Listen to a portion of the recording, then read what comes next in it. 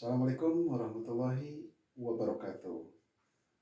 Teman-teman, seperti kita ketahui, di bulan eh, Desember tahun kemarin sampai Januari sekarang, kita ketahui curah hujan sangat tinggi. Tetapi hal itu tidak mengurangi eksistensi dari masyarakat kita, baik kalangan bawah, menengah, sampai atas, itu melakukan suatu aktivitas yang namanya bisnis dalam usaha. Di dalam suatu bisnis tersebut adanya komunikasi bisnis. Oleh karena itu, saya Yandi Rumayandi akan berusaha menjelaskan terkait hal tentang komunikasi bisnis itu sendiri. Masuk ke poin yang pertama. Apa sih arti komunikasi? Komunikasi yaitu menyampaikan atau menerima suatu pesan dari individu maupun dari suatu kelompok.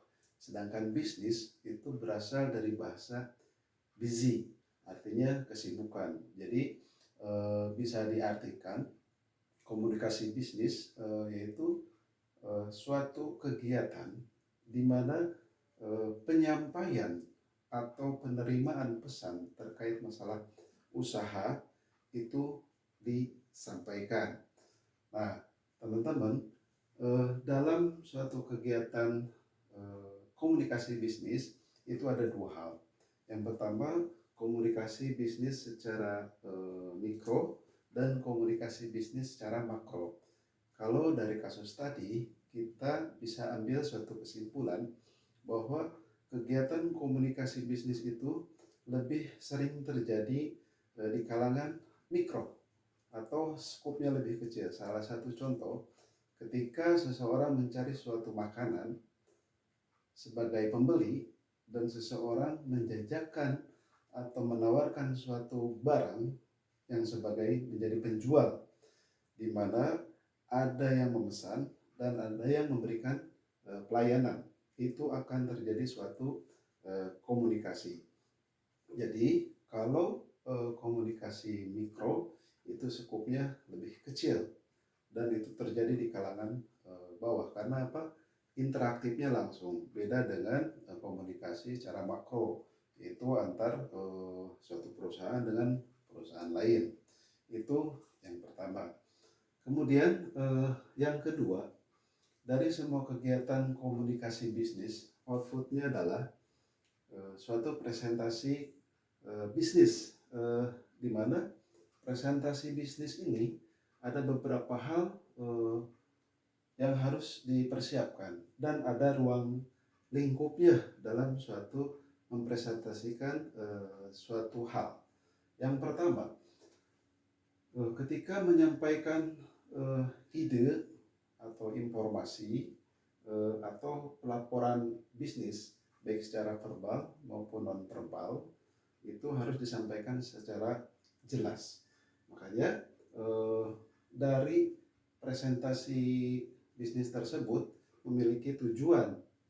Tujuannya apa? Yang pertama yaitu memberikan pemahaman terhadap audiens apa yang kita sampaikan. Jadi si audiens itu udah harus mengetahui apa sih isi yang kita sampaikan. Kemudian yang kedua, presentasi kita harus meyakinkan terhadap audiens itu sendiri. Yakin dan percaya apa yang disampaikan, tentunya berdasarkan data yang akurat. Kemudian yang ketiga, adanya suatu pengambilan keputusan setelah melakukan presentasi. Jadi keterlibatan si audiens ketika mendengarkan presentasi kita itu adanya keterlibatan baik dalam bisnis maupun suatu proyek, ada keterlanjutannya.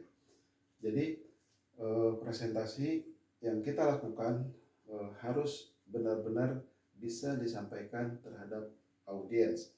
Kemudian ruang lingkup dalam presentasi bisnis itu saya bagi menjadi beberapa poin. Yang pertama yaitu adanya presentasi suatu penjualan, di mana kita akan menawarkan atau mempromosikan suatu produk terhadap audiens.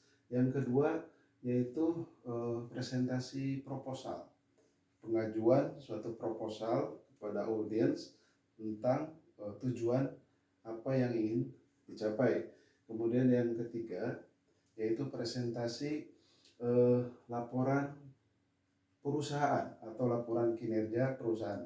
Kita memaparkan laporan tentang operasional suatu perusahaan. Yang keempat yaitu presentasi perencanaan bisnis.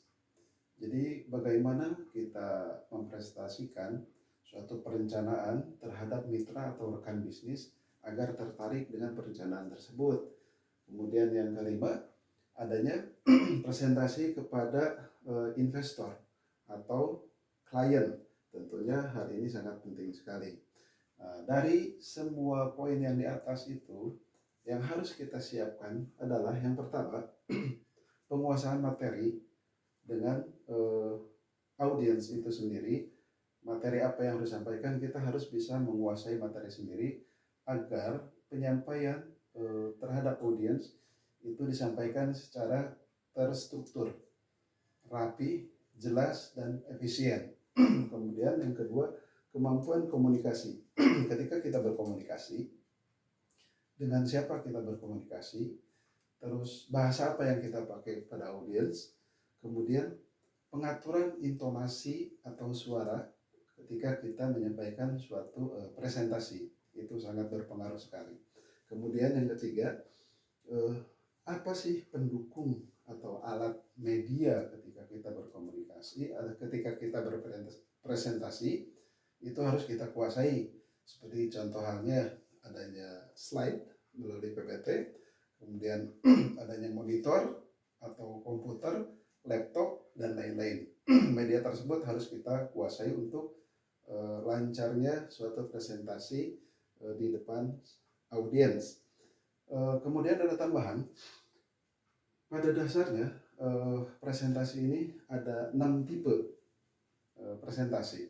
Yang pertama yaitu information presentation, yaitu yang isinya adalah menyampaikan suatu informasi yang spesifik atau masalah tertentu.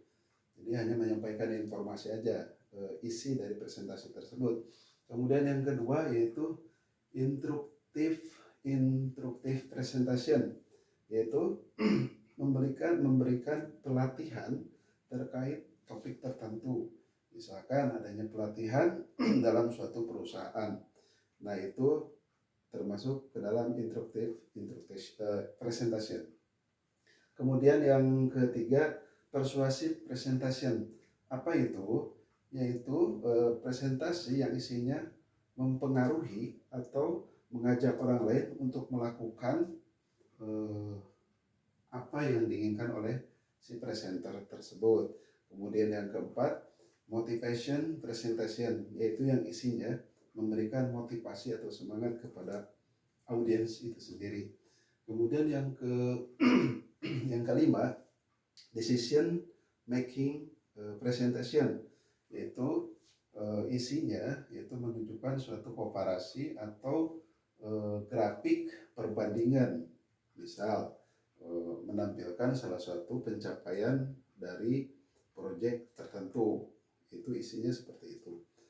Yang keenam yaitu progress presentation, yaitu isinya adalah tentang menyampaikan progres atau kemajuan apa sih yang sudah dicapai dalam suatu tujuan proyek tersebut. Baik, yang ketiga, tahapan dalam presentasi bisnis ada 3 hal yang harus kita perhatikan.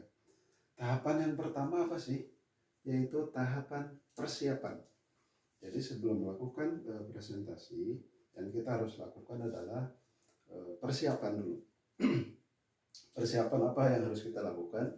Yang pertama yaitu tentukan tujuan dari presentasi tersebut.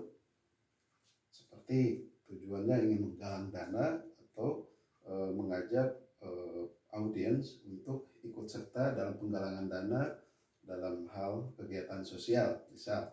Kemudian yang kedua yaitu kita harus menganalisis dulu audiens. Kita harus pahami audiens kita siapa. Karena apa? Dengan audiens yang berbeda-beda dari kalangan yang berbeda-beda, tentunya kita harus mengetahui dulu apakah itu audiensnya anak-anak, remaja, orang tua, atau secara umum atau institusi tertentu. Jadi kita harus mengetahui audiens yang akan kita hadapi. Kemudian yang berikutnya yaitu bagaimana kita menyusun struktural materi. Materi yang akan disampaikan kita harus bisa menyusun dalam tampilan suatu presentasinya, yaitu adanya masalah, kemudian adanya suatu solusi, dan manfaat dari presentasi tersebut. Jadi isinya ada manfaatnya ketika kita menyampaikan suatu presentasi. Kemudian secara tahap persiapan apalagi yaitu tampilan atau slide melalui komputer atau melalui proyektor harus bersifat secara ringkas, tidak terlalu banyak slide-slide-nya, terus visualnya itu menarik. Tujuannya apa? Agar si audiens merasa tertarik dan isinya pun informatif, artinya informasi yang disampaikan oleh si presenter tersebut menarik terhadap audiens itu sendiri. Dalam suatu slide itu tipsnya adalah kurangi banyaknya tulisan atau teks. Baik, yang kedua, tahapan yang harus disiapkan ketika kita melakukan suatu presentasi yaitu tahapan pelaksanaan. Apa aja yang harus dilakukan? Yang pertama yaitu opening. Opening itu adalah pembukaan, di mana kita ketika pembukaan menampilkan suatu gestur yang ceria, terus sopan, bahkan memukau kepada audiens. Terus bisa jadi pembukaan dimulai dari suatu cerita singkat, jadi tidak langsung masuk ke suatu materi. Kemudian yang kedua, penyampaian materi. Penyampaian materi itu dipaparkan poin-poin utama dulu, ya, secara terstruktur. Terus kemudian jelaskan masalahnya, berikan solusinya, dan berikan juga apa manfaatnya. Yang ketiga, tahapan pelaksanaan yaitu adanya penutupan dalam suatu presentasi atau disebut closing. Closing itu harus mengambil ringkas atau menyimpulkan secara ringkas dalam isi poin dari presentasi kita untuk diambil kesimpulan. Yang keempat yaitu berikan waktu tanya jawab terhadap audiens apa yang kita sampaikan. Jadi ketika kita sudah memaparkan isi materi presentasi, berikan waktu tanya jawab kepada audiens terkait isi yang sudah kita sampaikan. Baik, yang ketiga adanya tahap evaluasi. Tahap evaluasi ini merefleksi kita bagaimana hasil dari presentasi kita, yaitu melalui apa? Bisa melalui voting, yaitu ketertarikan dari audiens atau pendapat dari audiens ketika kita tanya apakah presentasi yang kita sampaikan itu dipahami, bermanfaat atau menarik, maka kita harus menanyakan kepada audiens itu sendiri, bisa bertanya langsung atau melalui voting untuk mengetahui seberapa jauh kekurangan atau kelebihan ketika kita melakukan presentasi. Jadi untuk perbaikan. Jadi itu tahapan-tahapannya. Kemudian yang keempat, soal yang keempat yaitu ukuran apa sih dikatakan presentasi itu berhasil di dalam suatu di depan audiens, yaitu di mana audiens kita itu merupakan mitra kerja. Yang pertama, presentasi dikatakan baik, berhasil ketika yang pertama tujuan spesifiknya tercapai. Apa sih tujuan isi dari presentasi kita? Apakah mengajak mitra kita untuk bekerja sama? Apakah mengajak suatu audiens kita itu untuk menanam modal? Apakah diisi presentasi kita itu menawarkan suatu produk agar audiens itu tertarik? Jadi tujuan spesifik itu harus tercapai dulu. Kemudian yang kedua, adanya keterlibatan audiens terhadap isi presentasi yang kita sampaikan. Apa sih keterlibatannya? Itu biasanya ada suatu pertanyaan atau diskusi kasus terhadap apa yang disampaikan. Terus ketika kita melakukan presentasi, adanya gestur atau respon dari audiens seperti mengangguk, mengiyahkan, itu adalah keberhasilan ketika kita melakukan presentasi. Jadi si audiens bisa fokus terhadap apa yang kita sampaikan. Kemudian yang ketiga, dikatakan berhasil itu adanya pemahaman audiens dan daya ingat pesan atau poin-poin isi presentasi yang kita sampaikan. Jadi mudah dimengerti, mudah dipahami, dan mudah dihafalkan apa yang disampaikan oleh kita sendiri. Kemudian yang keempat, adanya umpan balik, seperti yang saya katakan tadi, adanya respon. Umpan balik itu bisa secara langsung dari audiens itu sendiri, seperti yaitu pujian atau tanya jawab, itu merupakan respon feedback dari audiens. Yang kelima, efisiensi waktu. Ketika kita melakukan presentasi, waktu yang kita gunakan itu harus sesuai dengan aturan atau yang sudah ditentukan. Ketika kita menyampaikan satu presentasi, beberapa slide, dan waktu kita misalkan 1 jam, itu diusahakan dalam 1 jam itu sudah terisi semua. Karena pengaturan waktu itu sangat penting. Jangan sampai ketika kita melakukan presentasi, audiens kita merasa bosan karena terlalu lama. Jadi pengaturan waktu juga harus efisien. Kemudian yang keenam, dampaknya ketika kita setelah melakukan presentasi itu ada jangka panjang, di mana audiens itu memahami dan mengenal poin-poin apa sih yang kita sampaikan. Misal kita menjelaskan suatu produk terbaru terhadap mitra kerja kita, dan setelah itu mitra kerja kita memahami, mengenal, bahkan tertarik dengan produk yang kita sampaikan. Itu 6 poin suatu presentasi dikatakan berhasil. Nah, dari ke-6 poin itu tentunya apa sih persiapan yang harus kita lakukan? Yang pertama yaitu tujuan presentasi itu harus jelas. Tujuannya apa terhadap mitra kita, ya. Terus yang kedua, data yang kita tampilkan terhadap audiens itu harus akurat dan benar.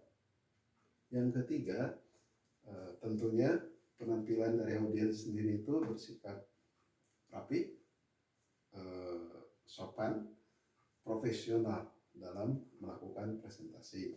Kemudian yang keempat, penguasaan materi. Ketika seorang presenter menguasai materi, maka apa yang disampaikan itu berjalan dengan lancar. Jadi si audiens itu mendengarkan dengan secara fokus, bisa menyerap apa yang disampaikan. Ketika kita melakukan presentasi, kita tidak mengetahui isi materi, maka presentasi kita itu tidak akan berjalan dengan lancar. Kemudian yang kelima, yang penutup dari persiapan ketika melakukan presentasi, yaitu pengaturan waktu. Jadi pengaturan waktu dalam satu presentasi itu harus terbagi. Yang pertama adanya pembukaan, terus adanya pemaparan, kemudian adanya tanya jawab, dan yang terakhir adanya penutup. Demikian presentasi dari saya terkait masalah komunikasi dan presentasi bisnis. Terima kasih atas perhatiannya. Mohon maaf banyak kekurangannya. Terima kasih juga kepada Bapak Nurmobin sebagai pembimbing mata kuliah ini. Semoga sehat selalu. Wassalamualaikum warahmatullahi